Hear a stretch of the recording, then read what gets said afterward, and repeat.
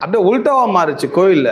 எப்ப நீ பேப்டிசம் எடுக்க போற, எப்ப நீ பேப்டிசம் எடுக்க போறன்னு கோயில்ல என்ன பண்றாங்க, பேப்டிசம் எடு எடு எடுன்னு பிரஷர் பண்றாங்களே தவிர, ஆனா அவனுக்கு விசுவாசம் வந்தா, அவன் கர்த்தரை நம்பிட்டா, கர்த்தரை ஏற்றுக்கொண்டு விட்டால் அவனை யாரும் தொல்லை கொடுக்க வேண்டியதில்லை. அவனே என்ன பண்ணுவான், ஞானஸ்தானம் எடுப்பான். நீங்க தண்ணியில கொடுத்தாலும் சரி, நெருப்புல கொடுத்தாலும் சரி, குளத்துல கொடுத்தாலும் சரி, சமுத்திரத்துல கொடுத்தாலும் சரி, அது அவனுக்கு பிரச்சனையே கிடையாது. பிரச்சனை என்ன, அவனுக்கு விசுவாசத்தை ஏற்பட வேண்டும், அவனுக்குள் விசுவாசம் வர வேண்டும். என்ன விசுவாசம்? நான் பாவிங்கிறது முதல்ல அவன் தெரிந்து கொள்ள வேண்டும். என் பாவங்களுக்காக கிறிஸ்து சிலுவையிலே மரித்தார் என்பதை அவன் புரிந்து கொள்ள வேண்டும்.